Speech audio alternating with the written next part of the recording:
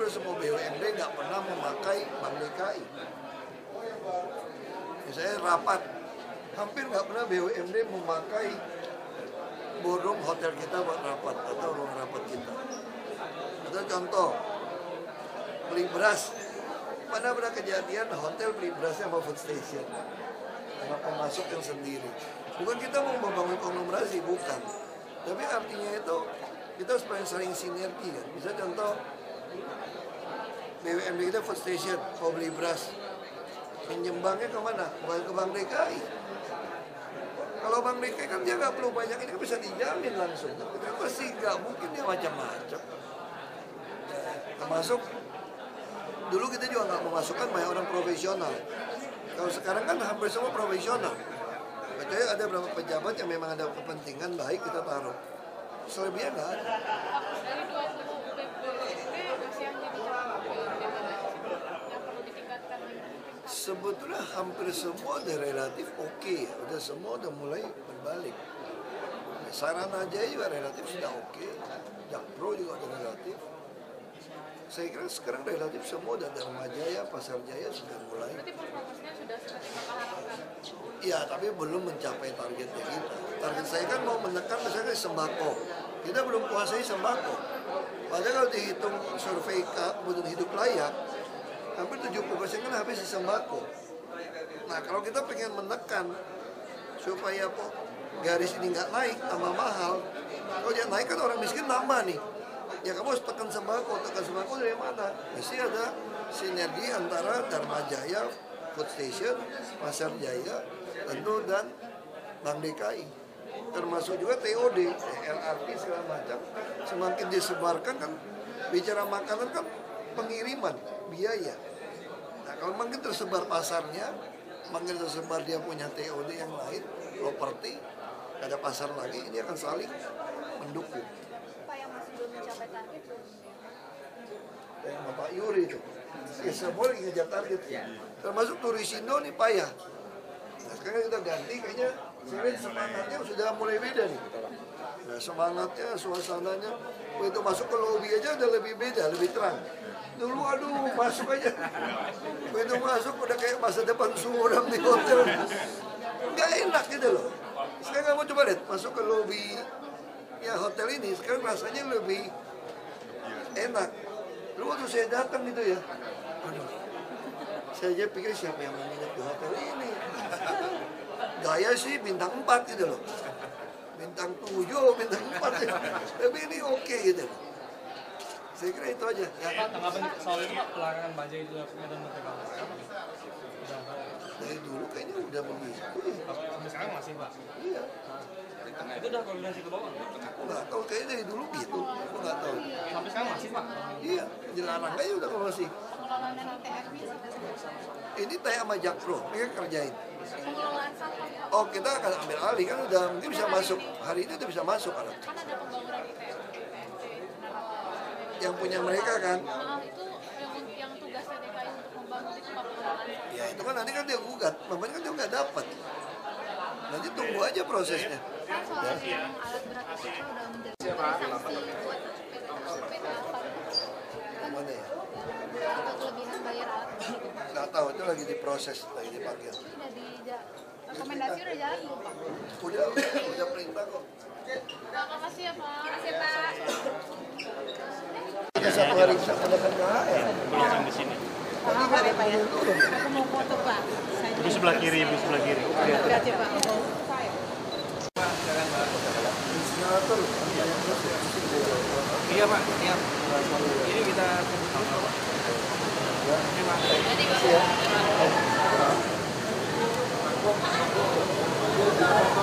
Pak, izin Pak. Oh, aduan suara, Pak. Yo, Ibu baris sini, Ibu.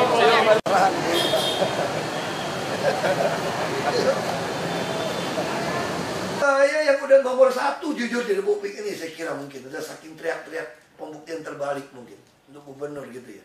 Aku belum pernah dengar gubernur teriak-teriak itu toh. Dan bukti harta terbalik. Saya aja masih dicurigain kok. Masa lu nggak terima duit? Kayak sumber waras 600-700 M. Sekarang Cengkareng lagi. Masa lu nggak terima duit lu yang nyuruh beli? Itu aja terus reklamasi. Udah ngotot berantem sama pengusaha sama DP 15%, masih mau fitnah saya terima duit lagi. Bapak bayangin nih Pak, udah ngotot ini, udah berantem sama pihak nih. Tuh kalau ini tiba-tiba lolos, saya dikejar nggak? Bapak Ibu pasti enak kalau sampai ada kasus ini muncul berapa tahun, dipanggil Bareskrim, aku udah lupa. Ini kan putusan rapi Pak Gubernur. Lalu kasih data gue sesat. Saya nggak mau Pak, kalau mau bayar denda, tinggal ada pilih. Serius bayar denda Pak. Bapak M tuh hitung tuh Pak, naiknya berapa KLB. Jadi kalau Anda bikin kayak gini rumusnya, nggak ada denda dong. Sekarang gini ya, kalau kita mau pakai yang normal balik ya, dia minta naik 5 jadi 5,45. Supaya barang dia itu jadi sah. Harusnya Anda usul ke saya kalau sekarang jadi boleh, jadi 6. Kan boleh jadi 6 nih alasan pusat nih. Dia juga nggak mau 6 toh, barangnya mau jadi 5,45. Hitungan dia nih. Ya 0,45 kali dong Pak. Rumusnya dong Pak. Ya, kita alasan hukumnya ada.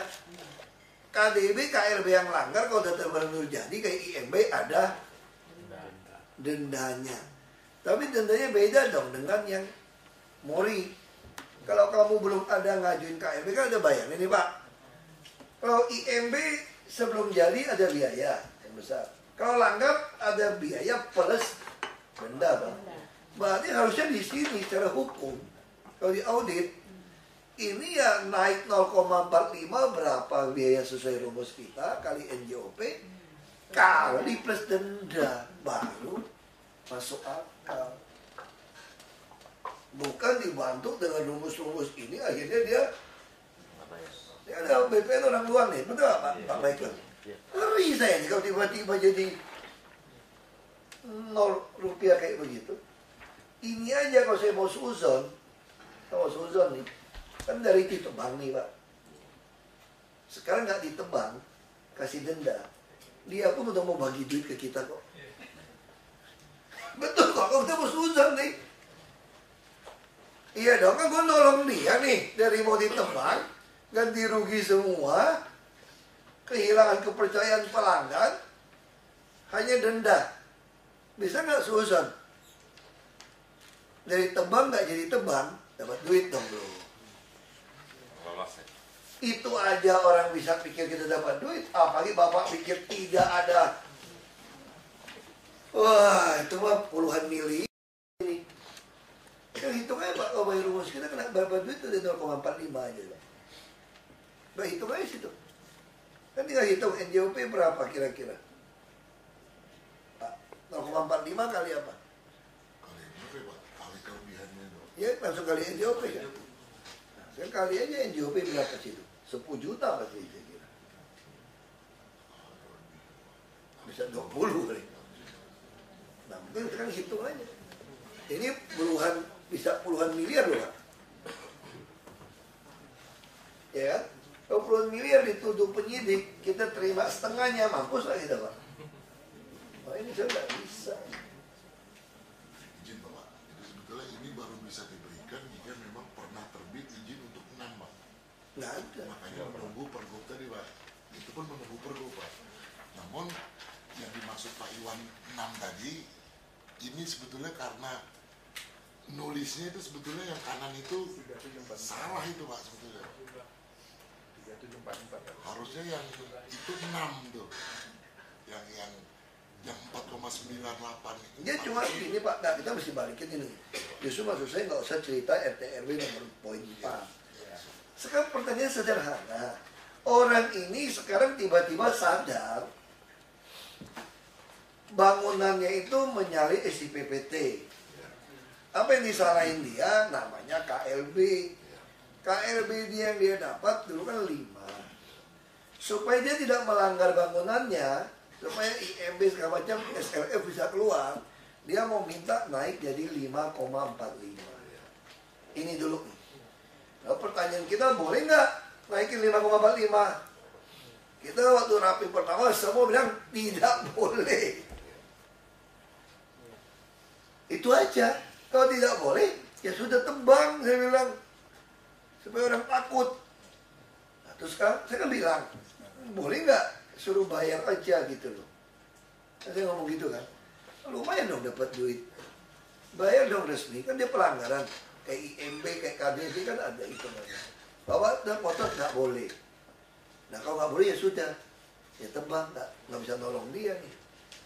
Nah hari ini tiba-tiba yang saya ajuin yang lebih menguntungkan DKI, yang bisa dapat duit buat DKI, Anda bilang nggak boleh, tiba-tiba hari ini boleh tanpa DKI dapat duit. Bingung saya. Saya nggak mau kalau itu saya bilang.